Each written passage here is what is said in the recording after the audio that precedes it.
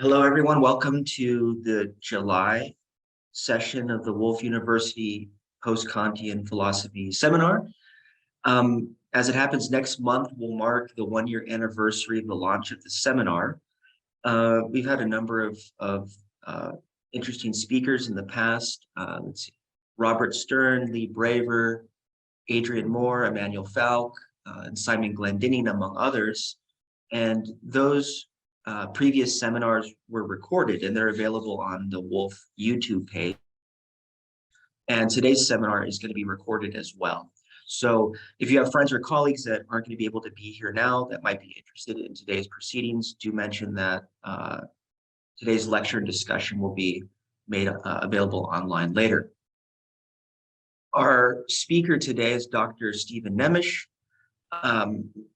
He is someone whose work I became familiar with a couple of years ago in the context of Michel Henry. He's an instructor of Latin, Greek, and Humane letters at North Phoenix Preparatory Academy in Phoenix, Arizona. He has a PhD in theology from Fuller Theological Seminary. His thesis was entitled A Constructive Theological Phenomenology of Scripture. He's published a number of articles, books, and book chapters on various topics in Christian theology, phenomenology, and the overlap between the two. His published books include Orthodoxy and Heresy, Theology of the Manifest, Christianity Without Metaphysics, and Theological Authority in the Church, Reconsidering Traditionalism and Hierarchy. And his talk today is going to be about the French phenomenologist Michel Henry. So without further ado, I want to hand it over to you, Stephen. Thank you. Thank you, Stephen. My paper is titled Michel Henry and Ancient Christian Gnosimachy. So let's begin. Christianity has always presented itself as a religion for everyone. It is not the religion of a particular group, people group, or tribe, but rather offers itself to all people, irrespective of their backgrounds and origins. It even can be understood as a way of transcending the previous arrangements of the human world to some extent. Thus, the Epistle to Diognetus, the very first verse, memorably presents Christianity as, quote, neither recognizing those who are considered gods by the Greeks, nor observing the superstitions of the Jews in his language from that time, but rather constituting a new race or way of life come into the world. The Christians are neither Jews nor Gentiles, stricto sensu. As the author says, Christians are not distinguished from the rest of humanity by country, language, or custom. Christianity rather understands being a Christian to be the intended destiny of every human being whatsoever, irrespective of one's original tribe or tongue, because there is, quote, one God, the Father, from whom are all things, and we live for him, and one Lord, Jesus Christ, through whom are all things, and we live through him, 1 Corinthians 8:6. The God of Christianity is not a local God, but the Lord of heaven and earth, just as Jesus Christ is not thought to be merely a local ancestor hero, but the savior of the entire world. This is how Christianity can be a religion for everyone, because it understands everyone to be in the same fundamental situation of being the children of the one God, whose mediator with this one God is the Lord Jesus Christ. What it means to be a Christian is that one comes to an awareness of this situation and embraces it with one's whole heart. Alfred North Whitehead also described Christianity as always having been a, quote, religion seeking a metaphysic, end quote. Although it proposes itself as the destiny of all human beings whatsoever, insofar as being a Christian represents the fulfillment of their fundamental condition as children of God, nevertheless, Christian theologians, philosophers, and thinkers do not all agree about how to understand the precise details of this fundamental condition. No consensus exists in Christian theology as to what God is, what human beings are, and how human beings are related to God. It would sooner seem that the points of agreement among Christians are formal in nature. All people, and indeed all things whatsoever, have a common origin, which is called God the Father. Their salvation from their most important troubles consists in their reconciliation and reharmonization with this origin.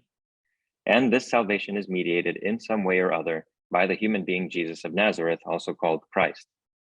One could say that this general formal structure is what Christians have in common, but the material interpretation of these ideas, in terms of some or other philosophical conception of reality, is not and has never been a point of consensus among Christians. The proposition that Christian theology has always been informed by and critical of the dominant philosophies of every period of history is not controversial. For example, J.N.D. Kelly shows how the earliest post-apostolic theologians, from the apologists of the 2nd century to the Nicene and Chalcedonian fathers of the quote-unquote Catholic or Episcopal conciliar tradition, were in various ways influenced by the blend of Aristotelian, Oriental, Platonic, and Stoic ideas, which together made up the philosophical milieu of their day. So also, Johannes Zachhuber has more recently documented the development of a distinctly Christian philosophy of being, which first arises with the Cappadocians in the 4th century, and later comes to be problematized and transformed during the Christological controversies that took place after Chalcedon in 451 CE. So that there has been philosophical influence in Christian theology is not controversial. What is more controversial is whether this influence has always been beneficial to the cause of Christian theology. Adolf Harnack famously lamented the influence that Hellenistic philosophy had upon the reception of the gospel message in the Christian churches, beginning with the, in his opinion, strictly unjustified personal identification of Jesus with the pre-existent logos. There are also a number of philosophical theologians in the present day who argue that the effectively Greek understanding of God taken for granted in so much of the Catholic tradition, and I want to be clear here that when I say Catholic, I do not mean Roman Catholic.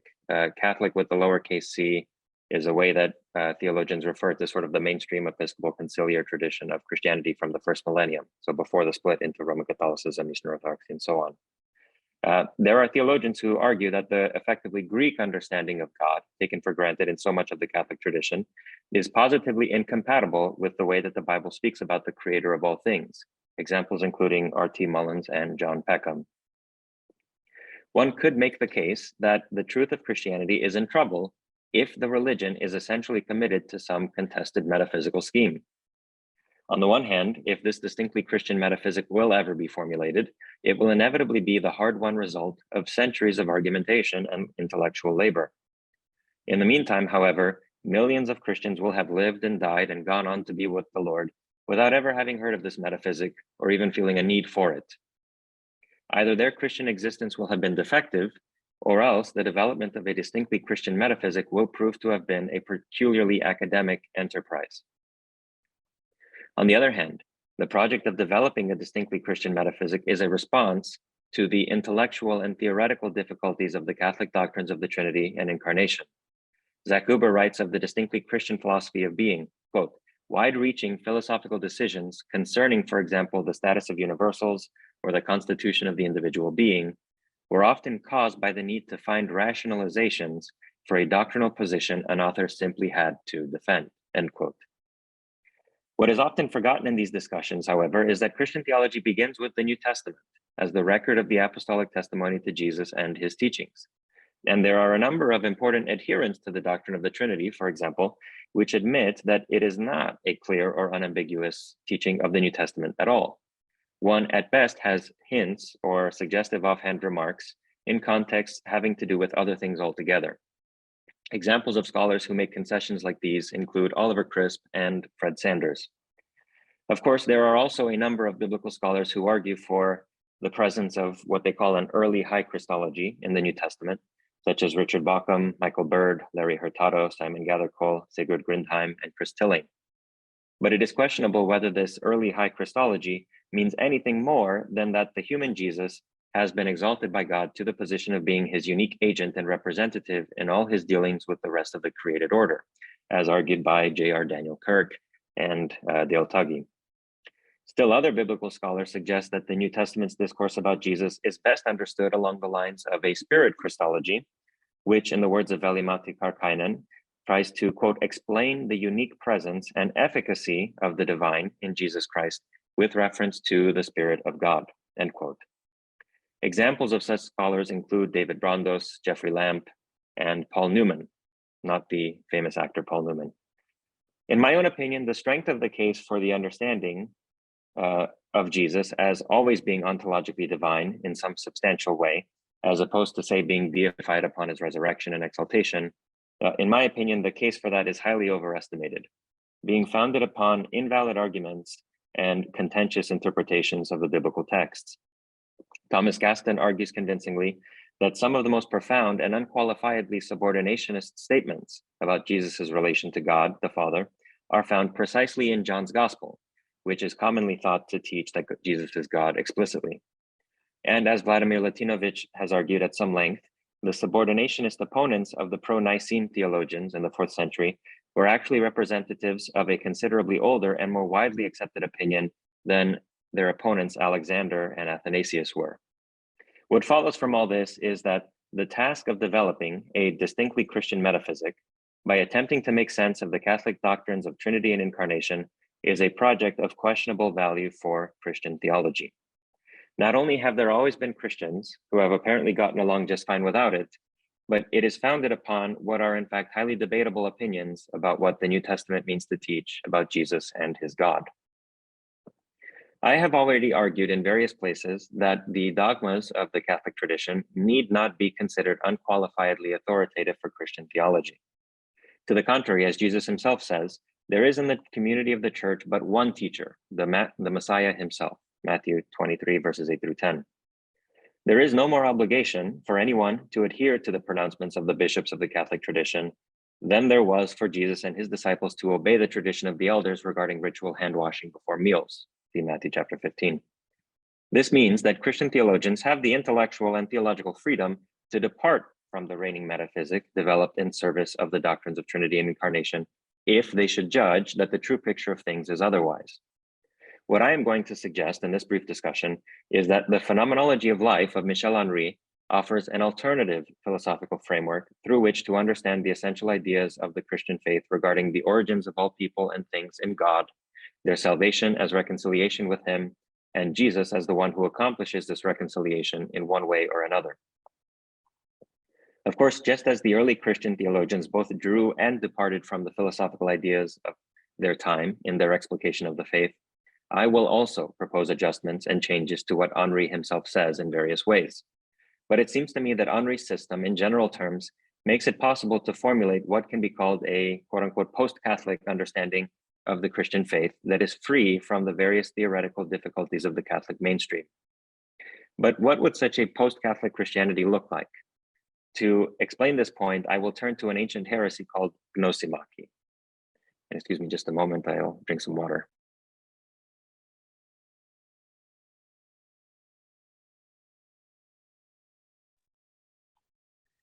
It is possible to summarize the understanding of Christianity in the Catholic tradition as a transcendent Christianity.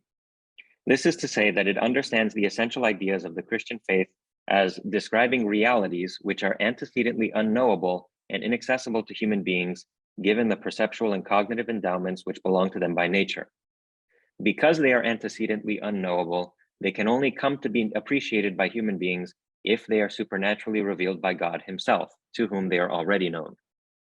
At the same time, Christian faith as a preoccupation with and contemplation of these purely revealed doctrines becomes a way by which human beings are ordered toward the transcending of their natural condition in the present life, being pointed away from the things here and made interested in things to be found elsewhere. This is precisely the characterization of the things of the faith as sacra doctrina that one can find, for example, in Thomas Aquinas, and see those sources. Although the Catholic tradition takes these things for granted, it appears that there have always been Christians who dissented from this conception of things. John of Damascus in the 7th and 8th century describes certain heretics whom he calls Gnosimachy, or knowledge haters, people who battle against knowledge. They supposedly are, quote, opposed to all Christian knowledge, asserting that those who search the sacred scriptures for some higher knowledge are doing something useless, because God requires of the Christian nothing more than good deeds. Consequently, it is better to take a more simple course and not to be curious after any doctrine arrived at by learned research, end quote. This definition would consequently be taken over by Theodore the Studite and variously interpreted by the heresiologists of later generations. Some understood the Gnosimachy to be opposed to knowledge and inquiry per se, such as Gabriel Powell and James Ussher. But the Damascenes' characterization of the Gnosimachy is subtler than that. It is not that they oppose inquiry and knowledge simply as such, but rather they oppose searching, quote, the sacred scriptures for some higher knowledge and doctrines arrived at by learned research. In other words, they oppose speculative inquiry. One must also note August Neander's point that, quote, it may be a question whether there was ever a regularly constituted sect professing such indifference to doctrines, whether the fact ever amounted to any more than this, that individuals at different times and in different places were led by the same opposition and the same tendency of mind to entertaining these views, end quote. There is no evidence of the Gnosimachy as an organized sect with their own churches. It is rather that persons at various stages in the history of Catholic tradition, from a certain Rhetorius in the days of Athanasius to the Damascenes Gnosimachy 4 centuries later, certain persons expressed incredulity and skepticism of the kinds of subtle inquiry undertaken by Catholic figures in their theologizing. Thus, one of the few people to mention the Gnosimachy after the turn of the 20th century, Alice Gardner acknowledges her dependence on John of Damascus in describing them as, quote, opponents of subtle religious inquiry, who held that Christianity consisted not in knowledge, but in action, end quote. And elsewhere, she writes that Theodore the Studite had himself been accused of being one of the Gnosimachy, quote, one of the sects described by John of Damascus, which seems to have been based on some kind of supposition that theological disputes are futile and that he can't be wrong whose life is in the right, end quote. This, it seems to me, is the true Gnosimachycal idea, if one can speak of such a thing, namely that Christianity consists in action and not in speculative inquiry. Now, why should Christianity consist in action and not in speculative inquiry? Because speculative knowledge is unachievable. The evidence of this is that debates about speculative theological matters continue even to the present day without definitive resolution, assuming one rejects the argument from ecclesial institutional authority, as persons moved by the Gnosimachycal spirit throughout the ages would obviously have done, since they rejected the speculative opinions defined by Catholic bishops as inessential to the faith. But where knowledge has been removed, action fills the void.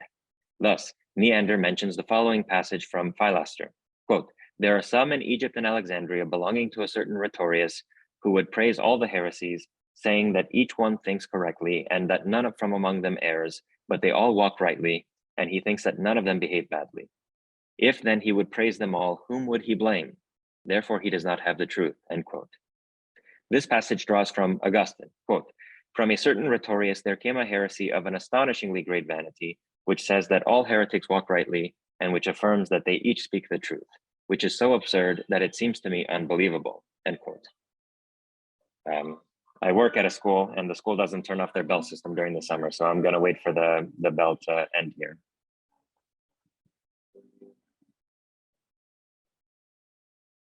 Nice musical interlude. Now, in my opinion, this seems very likely to have been a misunderstanding of Rhetorius's actual position, which more probably would have been not that all heresies are equally true, but rather that no purportedly heretical opinion can be definitively excluded on the basis of the available evidence, so that their anathematization or definitive condemnation is unfounded. If anything is clear, Rhetorius's own opinions would have been formed in response to the situation of irresolvable discord and heresy hunting that was characteristic of Christian theological discussion at that time. But there are certain other things which are not so debatable, namely that God expects good works of Christians. Indeed, it is not insignificant that Jesus identifies love for God and love of neighbor as constituting the two greatest commandments of the law, rather than assent to any well-defined creed or speculative research program. One might therefore think that the idea behind ancient Christian Gnosimachy is not a hatred of knowledge, but rather a rejection of the pretense to certain forms of knowledge in favor of an emphasis on ethical action. If the Catholic tradition proposes a transcendent Christianity, in which speculative knowledge gained by the revelation of antecedently unknowable truths orders a person toward the transcendence of the natural limits of ordinary human existence, then Gnosimachy can be understood as a kind of inchoate immanent Christianity. It does not look beyond the world and human life, but rather at it. The goal for the Gnosimach is not the exceeding of the limits of human existence, but rather its transformation within its proper boundaries. One does not become more than human, but rather a better and fuller human. One does not come to know things that otherwise would have been beyond one's reach, but rather one is moved to relate to God, to others, and to oneself differently in light of the teaching of Jesus. Now, whereas the transcendent Christianity of the Catholic tradition has been systematically formulated and fine-tuned 1,000 times over in the past 2 millennia, The same cannot be said for an immanent Christianity of the Gnosimachycal sort. What I will now suggest is that the phenomenology of Michel Henry makes it possible to situate the Gnosimachycal idea within a broader philosophical framework and to transform it into a systematic vision for Christian theology. Elsewhere, I have called the philosophy of Michel Henry a, quote, life idealism.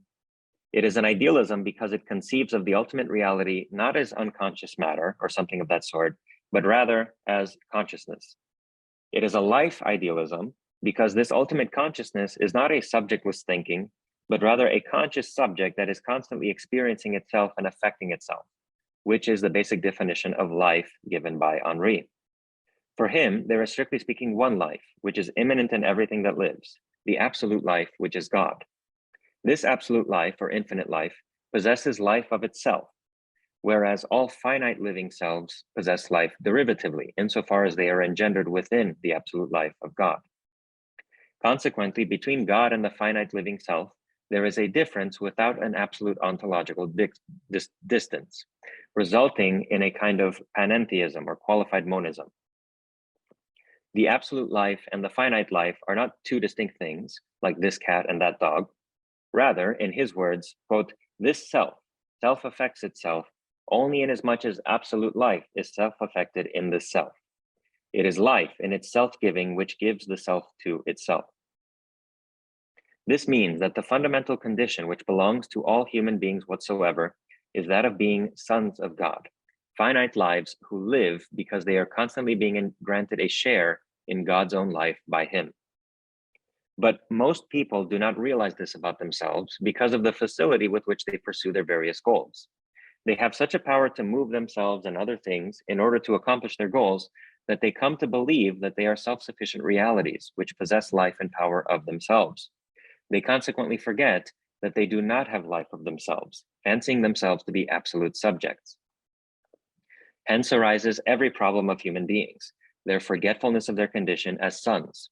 They're forgetting the fact that they are not the sources of their own lives, but are rather, in a real sense, guests of God's, to whom he has granted that they share in his life. For him, the goal of Christian scripture is to call human beings back to the realization of this truth about themselves. This is also the message that Jesus brings to others. And once one comes to recognize this condition in oneself, one can begin to live the life of mercy and good works to which Christ calls all persons. It seems to me clear that Henry proposes something of an immanent Christianity. For him, the truth of Jesus' teaching is not something antecedently unknowable to human beings, which orders them toward a sphere beyond that of their ordinary life. Jesus is rather understood as pointing to something that is immediately accessible to each person within the intimacy of his or her own life. Quote, Christ says to human beings, you are the sons of God. You have only one Father. Where is the referent of this assertion? In us. We are sons of God. God is life and we are living beings. Are there living beings somewhere who do not carry life in themselves, who would not be carried by it? This is not a philosophical and speculative thesis. We feel and experience life in us as that in which we live, even when we feel and experience that we have not given this life to ourselves, end quote. And it is the realization and embrace of this truth about oneself, which is always already there, that makes for a second birth. In other words, which makes a person a Christian. Henry's conception of things is admittedly not consonant with the general scheme of Catholic theology. This has been made clear by his numerous theological critics, such as Amber Bowen, Emmanuel Falk, Zhang Chi Hao, James Hart, Kevin Hart, Yad Hatem, Joseph Rivera. These persons variously decry him as a monist or a dualist or a pantheist who denies the distinction between creator and creature and so on. They make these complaints at least in part because they are Catholics, not necessarily Roman Catholics per se, but co-inheritors of the Catholic, or in other words, Episcopal conciliar tradition's theology, nonetheless. But as I've said, there is nothing about the greater theological framework of the Catholic tradition that is unconditionally authoritative for Christian theology. It is therefore no theological death blow for Henry's thought that his ideas are not Catholic, even despite his own official religious identity as a Roman Catholic. Now, there is also an element of Gnosimachy in Henry's thought. In this respect, he is consonant with the general tenor of contemporary continental philosophy, although the Gnosimachy in Henri's case must be understood very precisely. Henri distinguishes between two domains of manifestation, the world and life. The world is that horizon of objective appearance in which there are presented before the intentional gaze of consciousness representations of realities, the existence of which is the prior ontological condition of their becoming manifest in the world. Because what appears within the horizon of the world is not the thing itself, stricto sensu, but rather a constant Heraclitean flux of changing images and representations, the world does not confer genuine knowledge or certainty. But there is also the domain of life, in which each living self is constantly experiencing itself in a variety of modes, whether as suffering or as joyful or desiring or whatever. Judgments about what appears in the world can be doubted, as René Descartes appreciated, but each person's experience of him or herself is indubitable and certain. And it is indeed only if one has such an indubitable experience of oneself that one can become aware of one's fallible and indubitable intentional relation to objects in the world in the first place. In other words, life is the more fundamental phenomenological sphere compared to the world.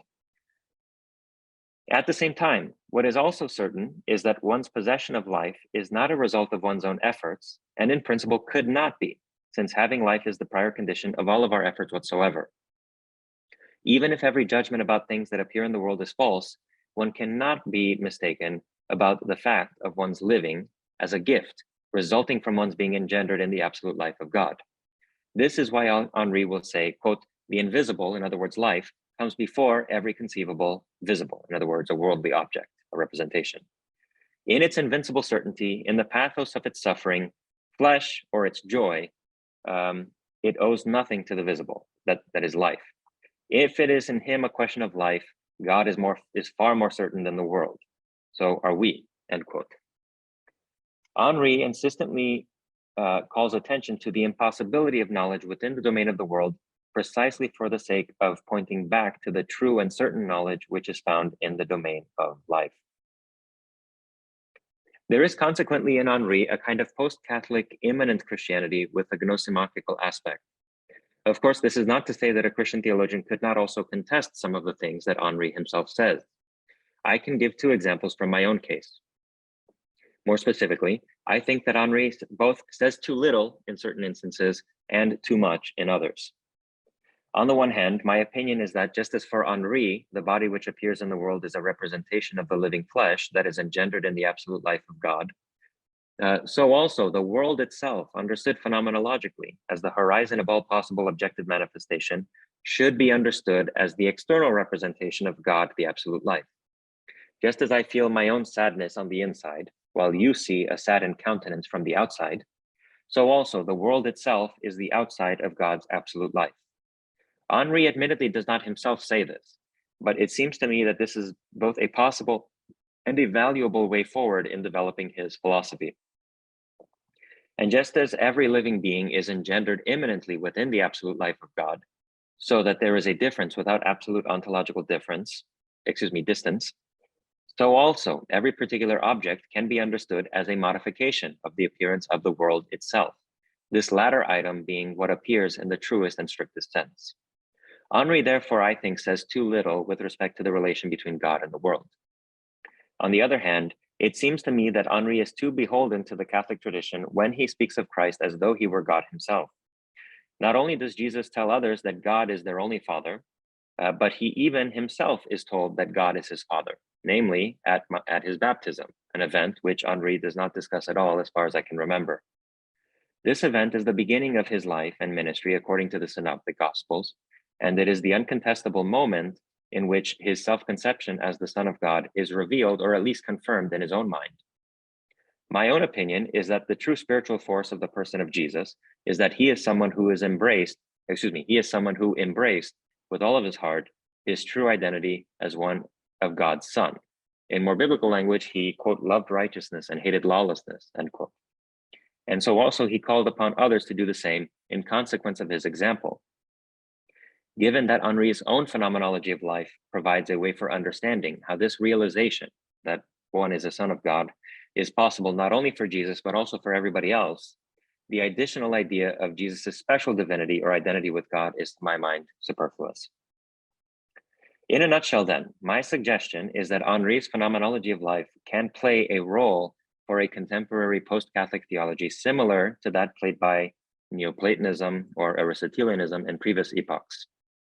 Of course, I am aware that my proposals in this paper will undoubtedly seem irredeemably wrong-headed to any Christian philosopher or theologian essentially committed to the dogmas of the Catholic tradition. Consider how there is no place for Trinity and incarnation in what I've said. My proposals might also seem to remove, in an unsatisfying way, any notion of transcendence from the Christian faith.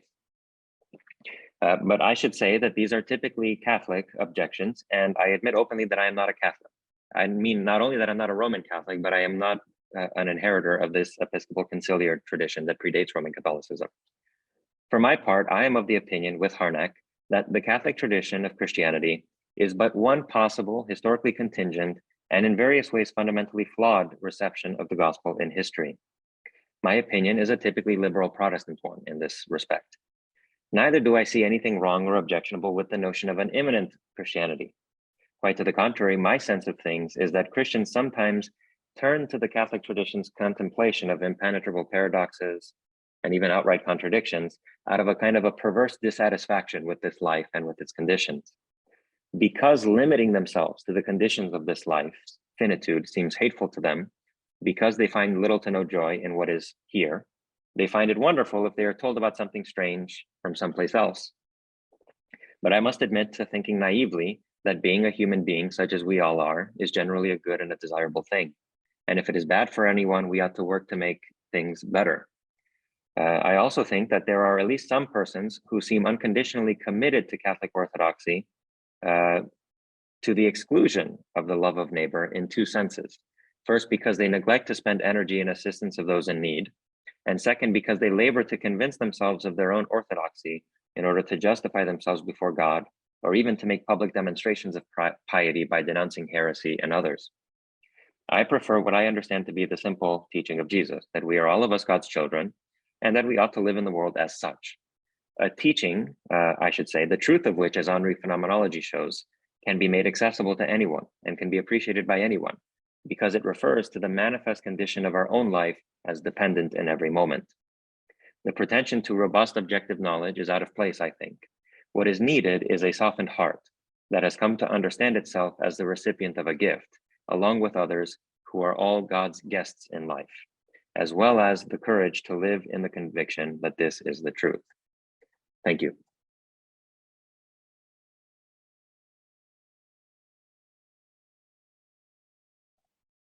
Thanks.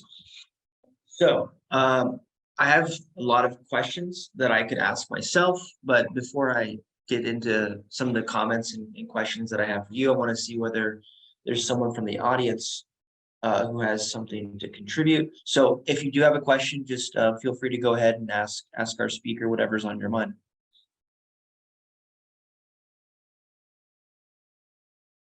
Looks like we have a question maybe from Leslie Stevenson. This is my first encounter with Henri, so I haven't got much to say about him, except that he obviously has a bit of metaphysics of his own, all this stuff about God's absolute life. A more general comment, Gnosimachy without Henri, there are other traditions. I'm thinking of Immanuel Kant's philosophy of religion, which emphasizes morals more than metaphysics, and also the Quaker tradition. I'll stop there. Yes, I want to do more research into these traditions, which emphasize the ethical over the speculative or the dogmatic. I don't know very much about the Quaker traditions, but it's something that has been on my agenda to read about. So thank you very much for the reminder.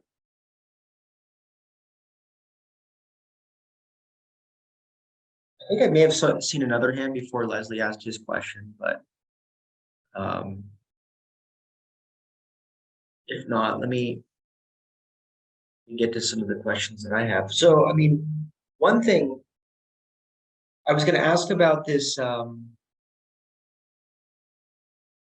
this distinction or opposition that you have between action and speculative inquiry on the one hand, which I think is related to more generally this, I guess you could call it a critique of metaphysics that you have.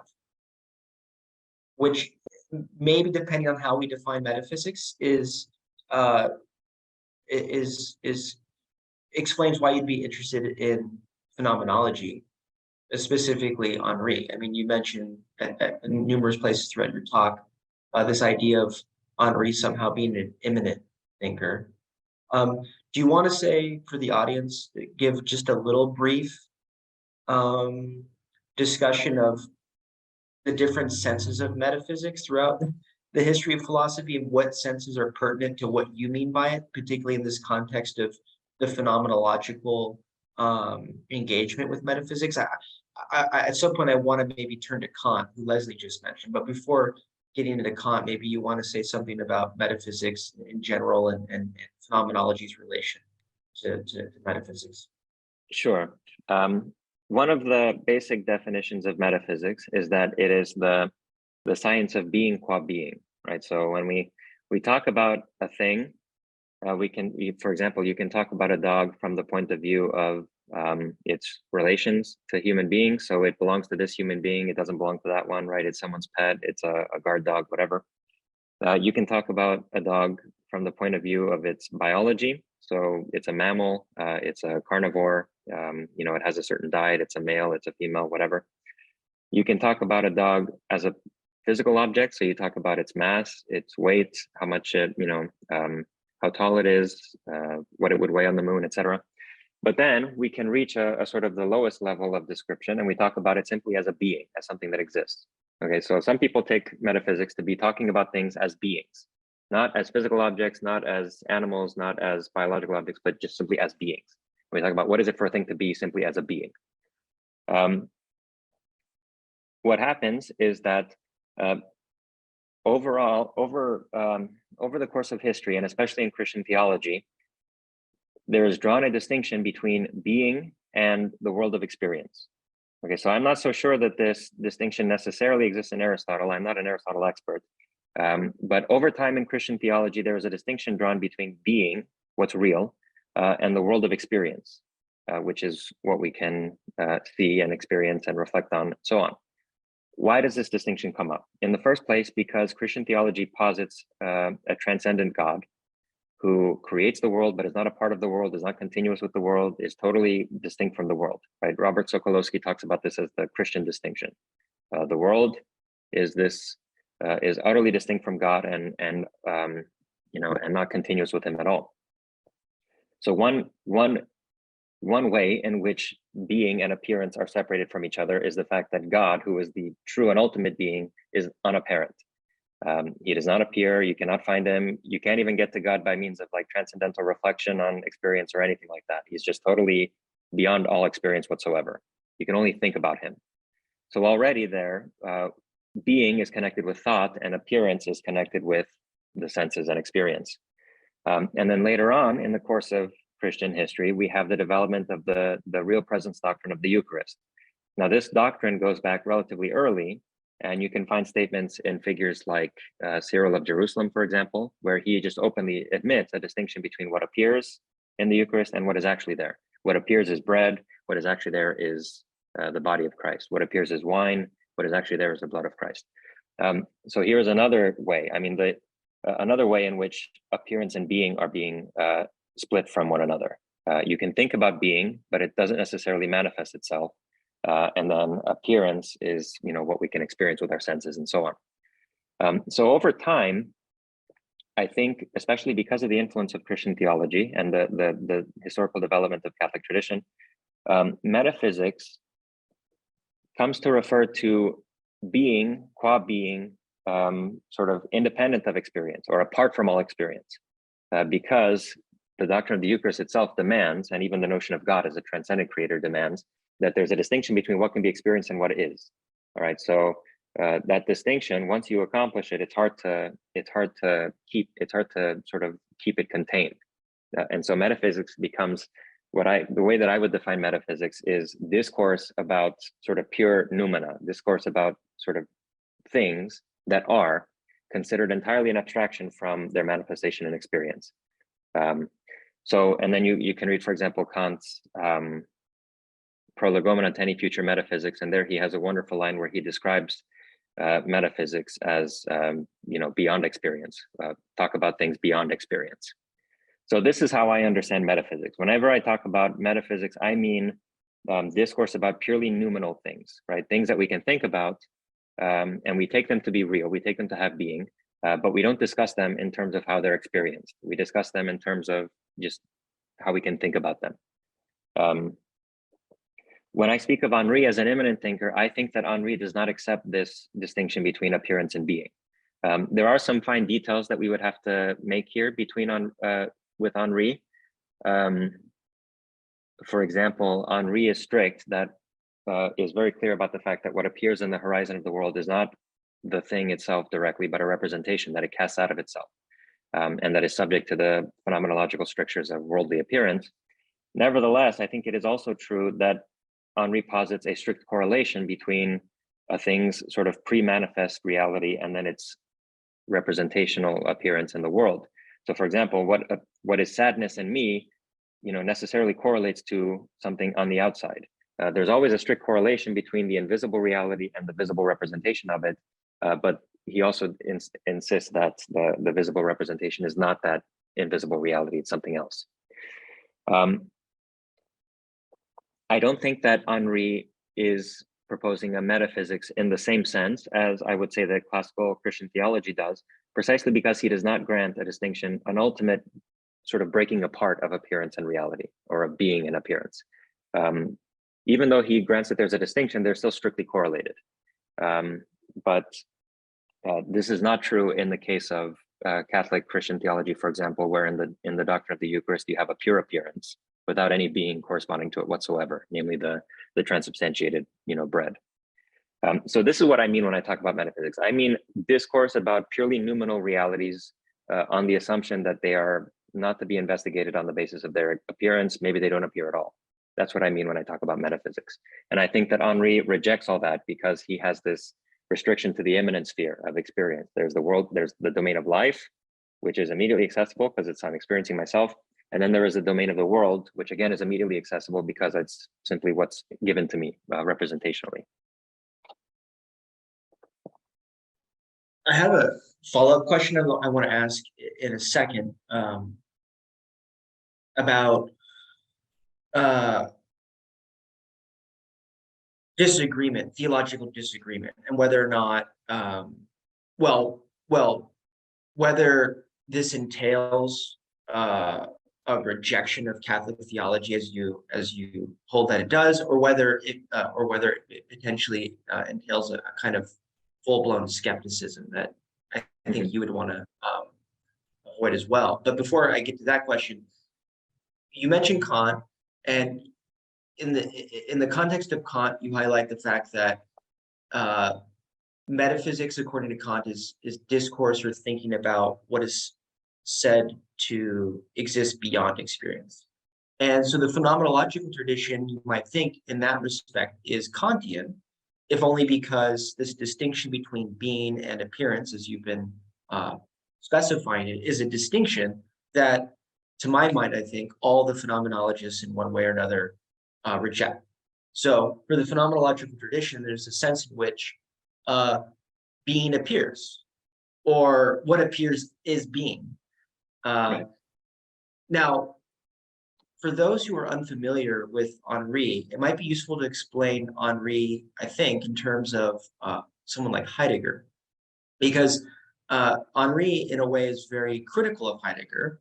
And within the phenomenological tradition, Heidegger and Henri are sort of on two ends of the spectrum.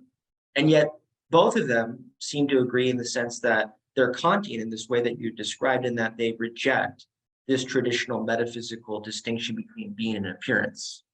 So maybe with an eye to kind of getting more at what Henri is trying to get at, and what is unique about his phenomenology of immanence, do you want to say something about what's going on with the disagreement between Heidegger and Henri, even if both of them preliminarily seem to be in agreement insofar as they kind of endorse this broadly Kantian view that there's no ultimate distinction between being and appearance that is relevant as far as phenomenological inquiry is concerned. I mean, for Heidegger, right? phenomenology is supposed to be an inquiry into being, and Right. in some sense, being appears. So I'll leave it there. I am by no means an expert in Heidegger, and I don't want to run the risk of saying something silly, but my intuitive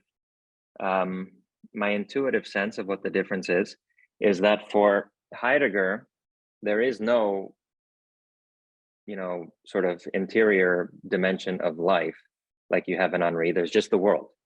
And so, of course, the world is, this Heraclitean flux. It's constantly moving, appearances are constantly changing. It's like this, shifting sands. And so you have basically like this constant flash of appearances that constitutes the, the passing of time.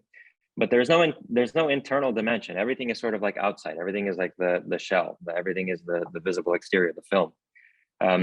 Henri critiques that view as basically amounting to death. And he says in his book, I Am the Truth, at the end of, I think, the first or the second chapter, he says that if that's all there were, if there was nothing beyond the world, and there was just this Heraclitean flux of worldly appearances, then there would be no life, there would just be death. There's just, flashes. It doesn't belong to anything, there's not anything, it's just flashes constantly. And so he says there has to be this other interior dimension. There has to be something more basic where you have maybe selfhood, you have like individuality, you have something stable, and that's life.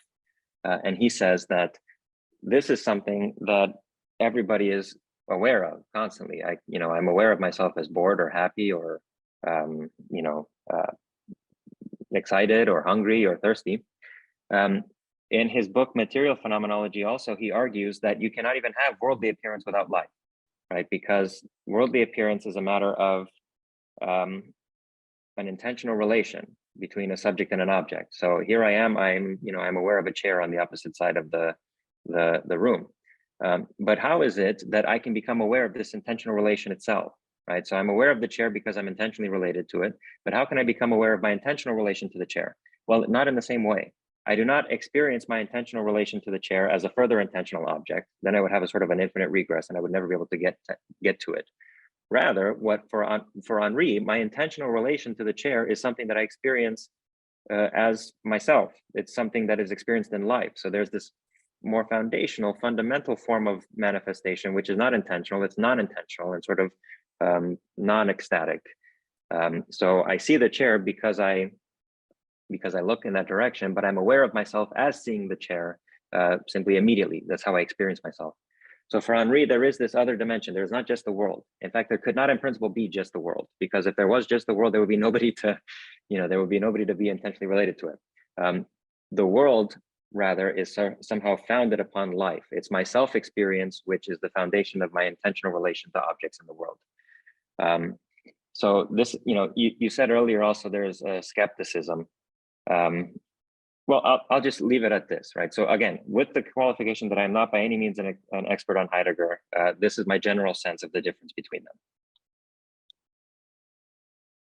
Yeah, no, that's really useful. That sounds all right to me. I mean, so one way in which the problem of skepticism potentially seems to arise here with Henri is that insofar as he's Cartesian, one might think, well, how does Henri account for the so-called external existence of the world, and the Heideggerian response to this long-standing philosophical worries to say, well, that kind of skeptical concern derives from a misconceived construal of the nature of the world. When you understand what the world is and that we're in the world in the way in which I, Heidegger, mean it, then there can't really actually be kind of any sort of intelligible doubt about the world's existence. You might think Henri sort of forecloses that kind of response to the traditional problem of external world skepticism by adopting this kind of view of radical immanence that he has. So I mean, it might just be the case that Henri doesn't really mind or care, right? Maybe he's just fine to accept that kind of form of skepticism arises again with his philosophical system. I don't know if you have thoughts about that.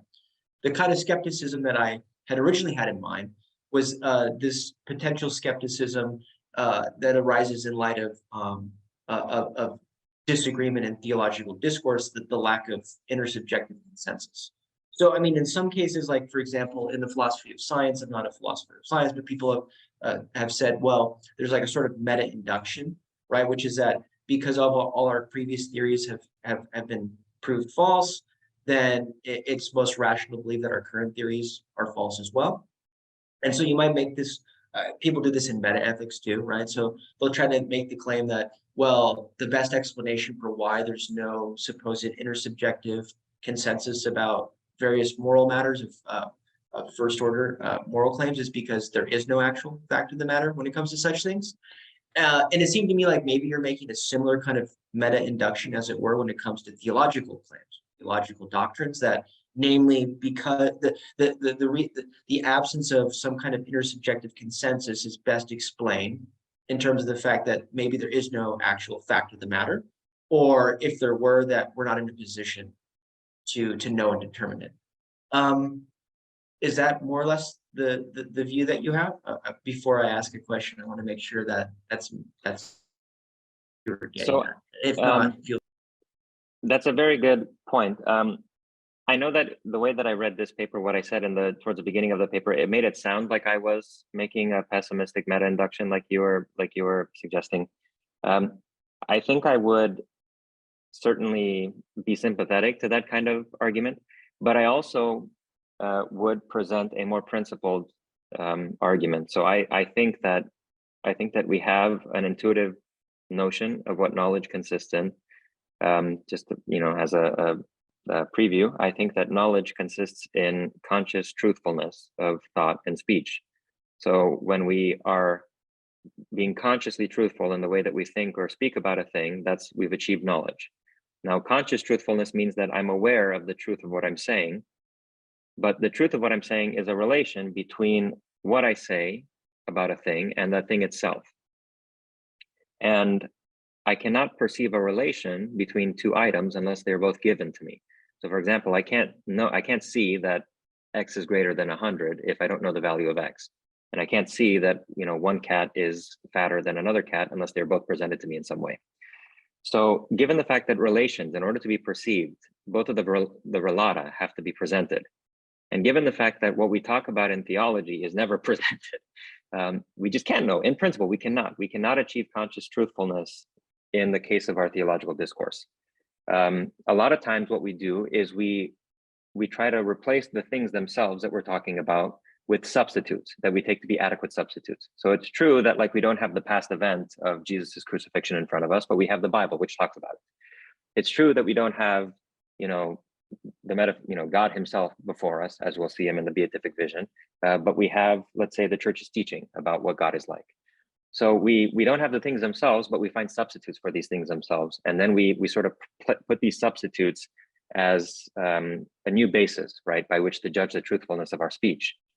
My response to that is that how do you know that this thing is a reliable substitute, right? How can you have to be somehow aware of the relation of reliability or faithfulness, right, that exists between the thing itself and your substitute for it. And that also is impossible to establish. So all of our theological discourse, the argument that I would give is that the discourse, the stuff that, the mainstream theological tradition talks about, it is impossible to achieve conscious truthfulness about that because it talks about things that are beyond the world of experience in principle. Not only things that are in the past, not only things that are, difficult to get at, but just things that cannot be experienced whatsoever. And so there's just no way to achieve knowledge about those things. So not only would I give the pessimistic meta-induction that you were mentioning earlier from the fact that there is disagreement, I would also say that just in principle, there is no way to achieve knowledge about those things because you are talking about things that are beyond the reach of, conscious truthfulness, our ability to achieve conscious truthfulness. right. I mean, so it's in virtue of the latter, namely that these things are not experienceable in principle, that there is no agreement or consensus. Yes. Yeah. Do you want, I mean, we can, I have a question maybe about Henri, his commitment to Roman Catholicism and whether you have thoughts about that, his confessional commitment in light of this theological picture, which in your presentation of it would seem to undermine his very own kind of religious commitment. What sense to be made of that? But Actually, why don't we go there? Do you have thoughts about this as a reader of Henri? What are your just thoughts in general about what's going on with his own religious identity and commitment as a French Roman Catholic on the one hand, and then this phenomenological system that, as others you've noted have mentioned, may be inconsistent with that commitment. So what do you think is going on there? I don't know enough about Henri's biography to be able to comment intelligently about this, and there are other people who are perhaps better situated to have an opinion. My general sense about Henri is as follows. He is somebody who I think at a certain point in his life, maybe during his time in the French Resistance, had a fundamental philosophical insight that he is trying to develop and to understand fully throughout the rest of his career. And he was really focused on that fundamental insight about life, this reality that everything is not just on the outside. There is an inner reality which is true, and that the outside doesn't necessarily, correspond to it. Like he had to keep secrets. Obviously, in the French Resistance, he had to have one look on the outside and another reality on the inside. So he had this intuition of the interior reality of life, and he pursued the philosophical significance of that throughout his whole career. And I think at some point he probably saw that there is a way of understanding the Christian religion that fits very well with what he was saying. I remember that who is a Jean-Yves Lacoste wrote an email to me, and he said that Henri did not really study theology. And other people have told me that Henri really did not have much of a theological education whatsoever. I think the general sense that you get when you read Henri's, so me as a theologian reading Henri's philosophical works where he talks about Christianity, he certainly comes off as a person who has not studied theology in any formal way. So if you go through years of formal theological study at the university or at a seminary or whatever, you wouldn't write like this. This is somebody who's a philosopher talking about Christianity. I just happen to think that his philosophy is appealing. And so even though I recognize that his way of approaching the question of Christianity is not traditional, I think it's actually a good way of talking about these things. It solves a lot of problems. Probably he was a Roman Catholic because he was French, and that was the only option. It was the only sort of Jamesian live option for him. But I think it becomes obvious if you think about the consequences of what he writes, that his thought is not Roman Catholic in any sort of easily recognizable way, like you might read a Ratzinger or a von Balthasar or whatever. I think his Roman Catholic identity is sort of like incidental. It's not really like it doesn't really come out of his philosophical thinking. Yeah, good. So one thing there, it's not really a claim that I'm not interested in defending, but of course there's like the counterexample, although still a notable exception, Paul Ricoeur, who was a Protestant. But you're certainly correct that in France, obviously, Roman Catholicism is the dominant tradition, and so it makes sense that Henri would have ended up Catholic.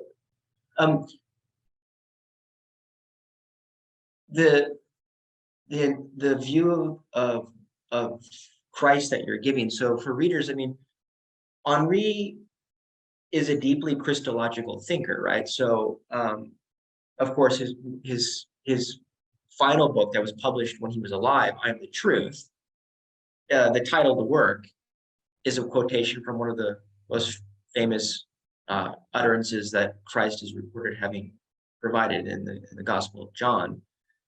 And actually, it's that verse which very often is cited by theologians, you would call them Catholic theologians, in support of the idea of Christ's divinity. When he identifies himself as the truth, or as the way, as life. So I want to ask you, when Henri has this idea that rebirth is a sort of overcoming of our forgetfulness of our condition as sons of God, it seems like Henri ascribes to a traditional Catholic notion of the divinity of Christ, if only because for him, isn't life something that, as you say, precedes us, right? So you might think, well, Jesus the man, he is Christ because he's life incarnate, right? Whereas we other human beings, we don't give life to ourselves. So I want to, put it in terms of Henri's system of life and this distinction between living beings, finite living beings, and life itself as such. What's your view of why we wouldn't think of Jesus as life incarnate, as God, and instead should just think of Jesus as just another finite human being, right? Yeah, this is a very good question. I think that the place of Christ in Henri's philosophy is kind of confused because on the one hand, you know, some people interpret Henri as offering a kind of a transcendental Christology. Well, really, you know, like Christ, you know, is all of us are life incarnate in a certain sense, because all of us are, you know, finite selves that the absolute life affects by engendering within itself. And he, you know, he often quotes from Meister Eckhart, God engenders himself as me. You know, so with Henri, there is the distinction, but also a closeness, a distinction and a continuity between ourselves and God. And so it's true that we could talk about, within the framework of Henri's philosophy, we could talk about Christ as God incarnate, but you could also talk about yourself as God incarnate, because you also as a finite life are not like, here's the absolute life and here is you. It's rather like, you know, the absolute life brings you about and gives you to yourself the way that you would form a fist, right? It's a sort of a self-affected, you know, self-inflection, so to speak. So on the one hand, there is room in Michel Henri's philosophy for talking about God, Jesus as God incarnate, but there's also room for talking about you as God incarnate. On the other hand, I also think that Henri, in various ways, there are certain like phrases that he uses in words of Christ that imply a kind of a clumsiness in his understanding of Christ. So for example, he says that Christ never talks as though he were a man. Strictly speaking, what he should say is that Christ never talks as though he were a mere man. But this is a sort of an example of kind of theological clumsiness on Henri's part. He says that Christ never talks as though he were a man. Well, actually he does all the time, right? Because he, you know, he asks people for something to eat or something to drink. You know, he leaves because people are trying to kill him. He's afraid, right? So there are all kinds of things that Jesus does, you know, that indicate his manhood, so to speak. Another point that I would make is that even if you do accept the Catholic doctrine of the Trinity, you still have to admit that Christ is not, you know, ultimate, because the Son is begotten by the Father. So even within the framework of the Trinity, there is a relation of asymmetrical dependency between Son and Father. The Father is the only ungenerate and beginningless principle, so to speak, and the Son is begotten by the Father eternally. So there is a sort of a dependency and a one-way relation of dependency between Son and Father within the framework of the Trinity. And so you still cannot speak of Christ as life itself, sort of without all qualification. There still is a relation of dependency between Christ, the Son, and the Father. I would, you know, a final point that I would make when we talk about I am the truth, I think there's something interesting going on in Michel Henri's interpretation of that statement, because strictly speaking, I am the truth is something that I could say also, because this is one of the points that Henri is trying to make. It's you know, this preoccupation with the outside, with the world, with the play of representations and this sort of like unstable Heraclitean flux. That's what causes anxiety. I don't know who I am anymore. I identify myself with false realities and so on. For Henri, really, I am the truth, right? I'm really the basis of it all. I as a flesh, as a sort of a self-imposed inflection of absolute life that experiences itself constantly in joy and sorrow and boredom and excitement and so on. I am the truth. Everything that appears in the world is actually false, because what you have in the world is just this unstable play of constantly flowing representations, whereas I am immediately experiencing myself all the time. So for Henri also, there is a sense in which I am the truth is something that anybody can say. And so when Christ says that he is the truth, he is speaking as a person who knows the truth about himself, but it's equally a truth about everybody else. At least I think that's what you would have to say from the framework of Henri's philosophy.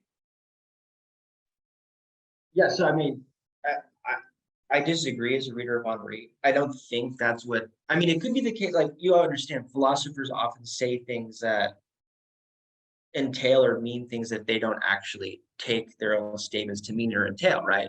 So, I mean, it could be that this is actually what Henri is saying, even if Henri himself didn't take himself to be saying it.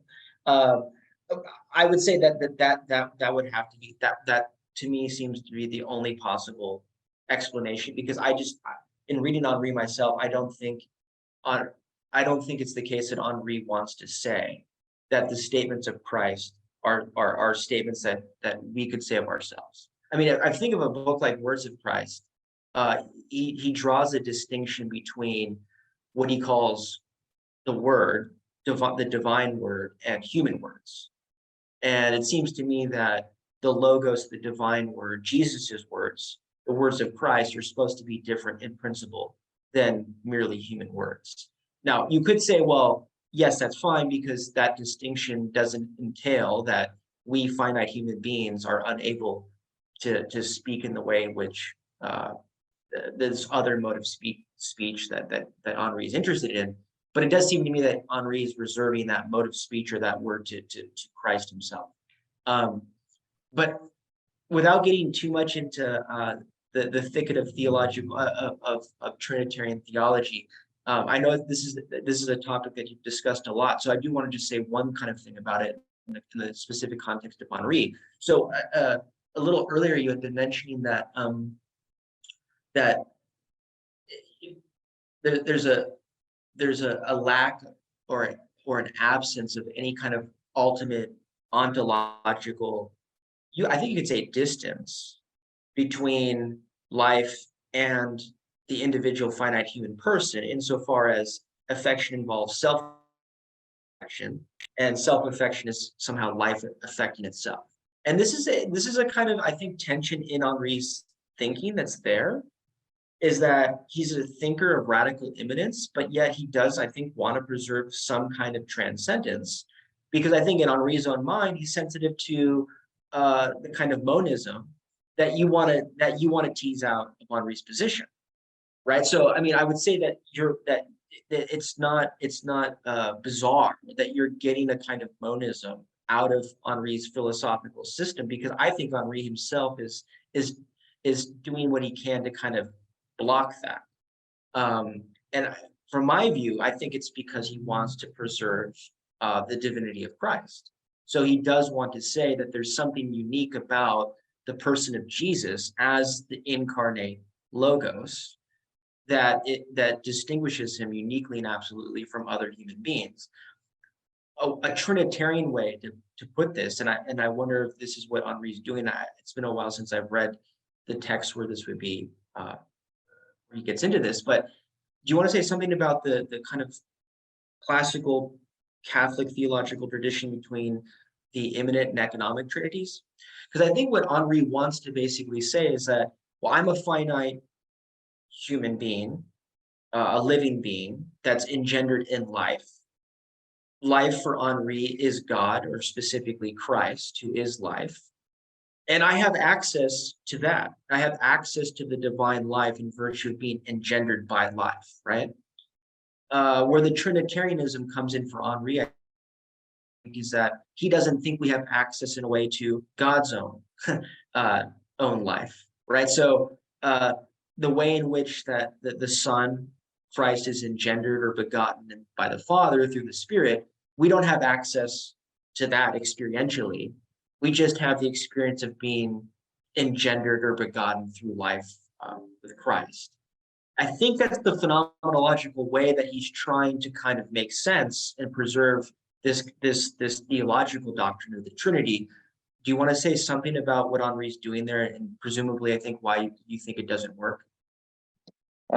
So there is that passage in I Am the Truth where Henri makes the point that life in self-affecting sort of brings about a self, and so therefore, if we talk about absolute life, which is sort of just absolutely giving itself to itself and self-affecting, there is a sort of a primordial self, a first self, the original self.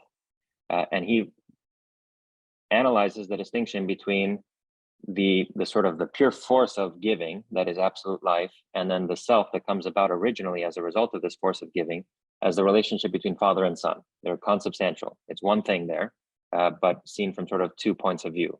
From the point of view of just absolute, self-giving, that is the nature of life, and then the self that comes about as a result of the self-giving or self-affecting, which is the first self, the son. So there is that discussion in I Am the Truth.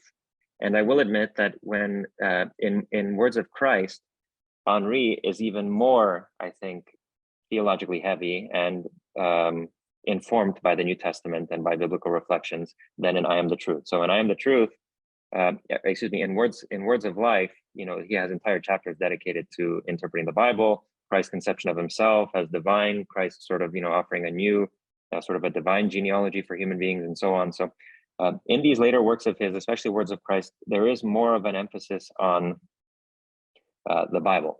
And the way that the Bible talks about things begins to inform the way that he's thinking. For me, I suppose it's a question whether or not this doesn't just kind of do away with Henri's thought altogether or undermine it. Because this is like the Catholic categories intruding on his phenomenology to some extent. I think these are just different ways of thinking. They're not reconcilable. They involve fundamentally different premises or axioms. I don't know. I don't know that I'm prepared to give a long answer in this respect, but I admit that there is what you're talking about in Henri, especially in Words of Christ, where he's drawing more and more from the Bible than from other philosophers or from topics of phenomenology. But I don't know to what extent this is a sort of a natural development of his thought or just the intrusion of sort of Catholic modes of thinking into his previous philosophy. Let me ask you maybe a final question. So for listeners who are going to view this talk later, who are unfamiliar with Henri till now, I wonder, they might ask themselves, well, this in a way sounds interesting, but what's the relevance? I mean, one thing to say is, well, in a way, it can't get more relevant than an examination of life, what it is to be the person you are. That's kind of why I always have been drawn to phenomenology. But do you want to say maybe something about what I think is in some ways one of the most interesting aspects of Henri's later thinking in a work like I Am the Truth is when he sort of anticipates the rise of artificial intelligence and criticizes it. Do you want to say something about what's going on there with Henri's critique of artificial intelligence and his concerns about that? I'm sorry to end on an anticlimax, but I don't actually have anything to say about it. I would have to revisit the passages. I've been thinking about other things, so I would have to revisit the passages in question. Okay, yeah, I know. I mentioned it just because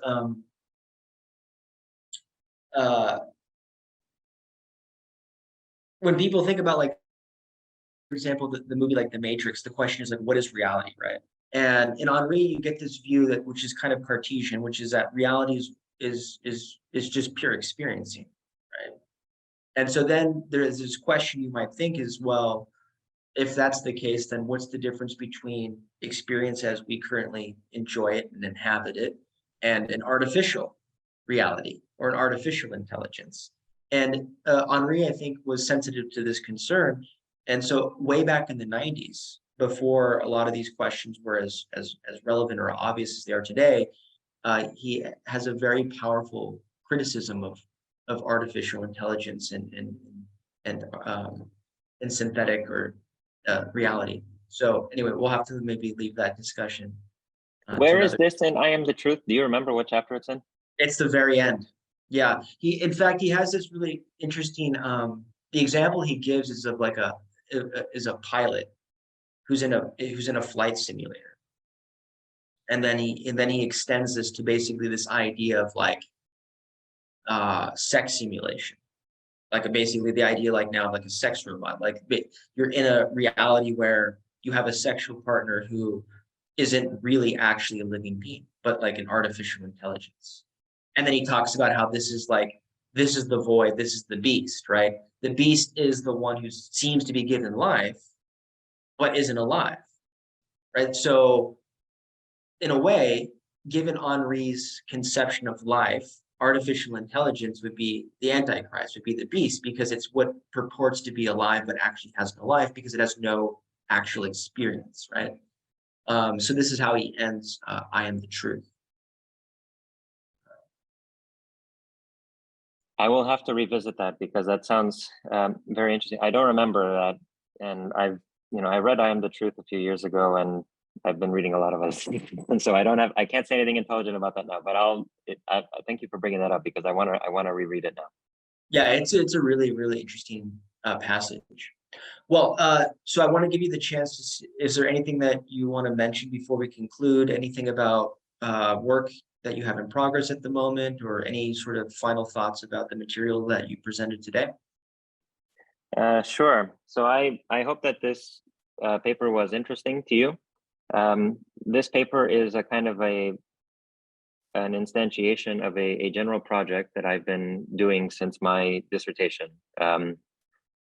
Basically, what I am trying to do is I'm trying to take this idea of an immanent Christianity and to develop it. And I find a lot of material for thought in Henri's philosophy.